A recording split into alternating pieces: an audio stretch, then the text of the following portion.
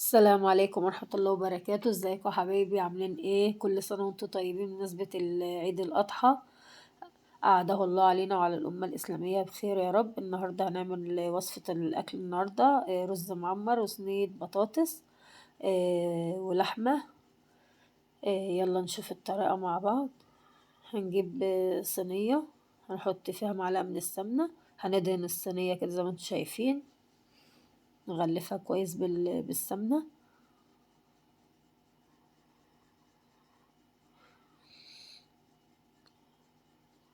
بعد كده معايا رز مغسول كويس جدا. هنحط رز في الصينية كده،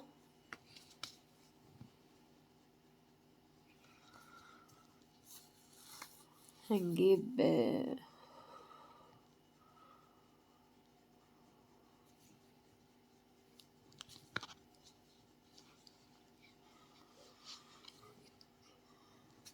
معلقة من الملح، ارش عليه كده،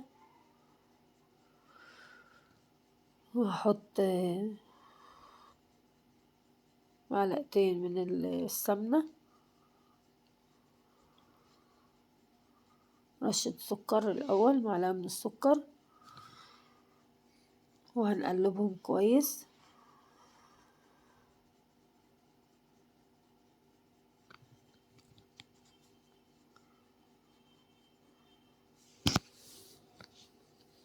هنجيب معلقتين من السمنة نحطهم كده على الرز. دي سمنة نباتي عادي، اللي عنده سمنة بلدي بيحط برضك. هو طبعا الرز المعمر بيتحط عليه سمنة عادي، سمنة بلدي، زبدة، قشطة، متاح أي حاجة عشان يبقى الرز معانا كويس وطعمه حلو. بنقلب كده السمنة مع الرز كويس جدا لغاية لما الرز يتغلف كله في قلب السمنة زي ما انتم شايفين.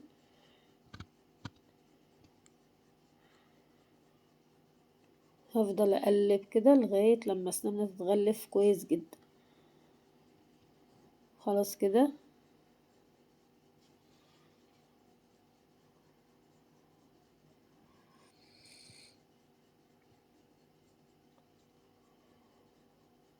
هنجيب اللبن وهنحطه على الرز.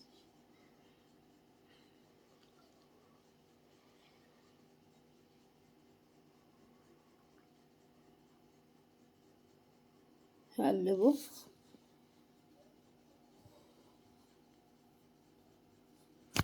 الرز الاول هحطه على البوتاجاز من فوق لغاية لما يغلي معانا. حط شوية لبن كمان، حطه لغاية لما يغلي معانا ويتشرب اكنك بتعملي الرز العادي بالظبط. وقبل كل دوت بكون مولعة الفرن يسخن. ما ينفعش نحط الرز في الفرن وهو الفرن بارد خالص، ما ينفعش، لازم الفرن يكون سخن. دلوقتي معايا حلة على النار، احط معلقة من السمنة. السمنة سخنت معايا، ونحط اللحمة زي ما انتم شايفين لغاية عشان نشوحها. نشوح اللحمة الأول.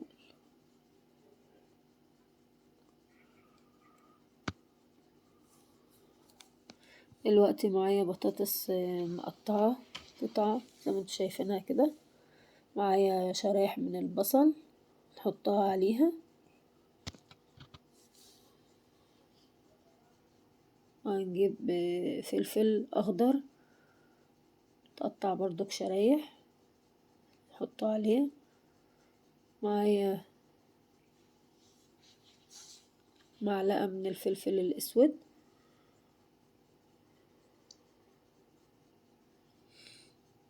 معلقة ملح،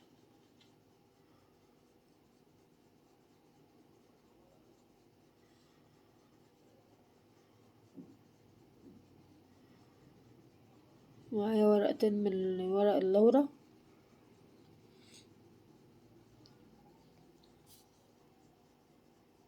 معايا 5 فصوص من الثوم هنحطهم برضك زي ما هما، مش هنقطعهم، الفص زي ما هو. ومعايا مكعب مرقة دجاج حطينا برضك عليه، وهنحط عصير الطماطم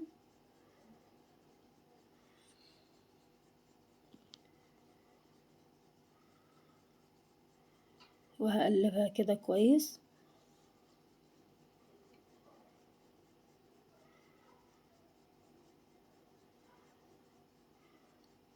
بعد كده هنحط معلقة من السمنة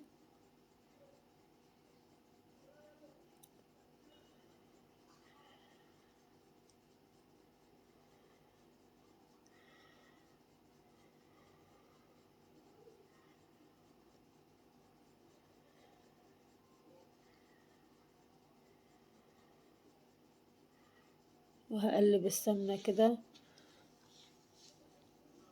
هنحط رشة من الزيت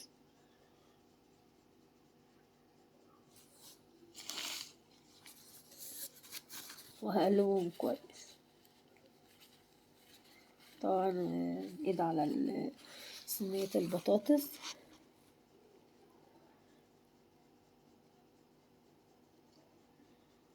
هنغطي عليها ونسيبها بقى تستوي مع بعضها.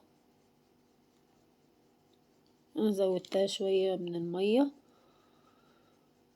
وغطيت عليها.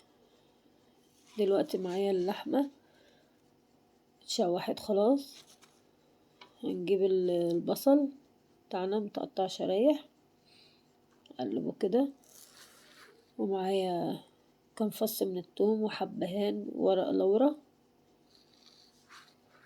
ورشة فلفل اسود،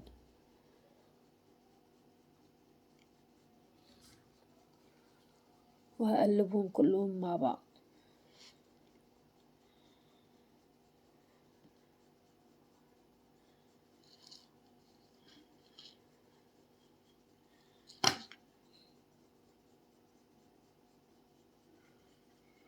معايا كوباية من عصير الطماطم حطيتها عليها، وهقلبهم كده وهسيبها شوية لما تستوي مع اللحمة شوية. هغطي عليها وارجع لكم تاني. دلوقتي هي بتغلي معانا اهيت،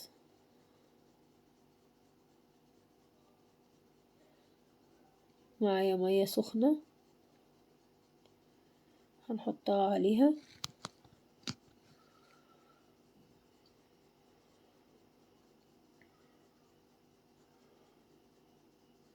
هقلبها كده كويس وهغطي عليها واسيبها لما تستوي. دلوقتي نشوف البطاطس معانا. البطاطس في مرحلة الغليان اهي، بس هي لسه ما استوتش، هي لسه بتبتدي انها تستوي اهي.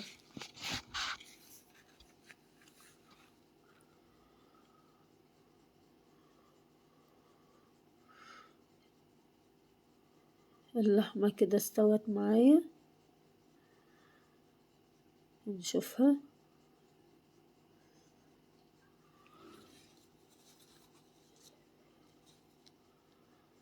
استوت معايا خالص اهي، هي كانت سخنة مش عارفة امسكها.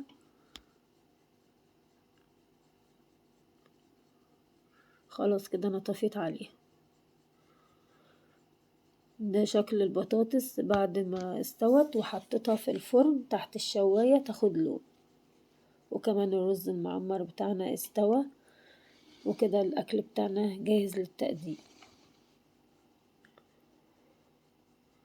كده الاكل بتاعنا، ما تنسونيش بقى باللايك والاشتراك في القناة علشان يوصلكوا كل جديد مني.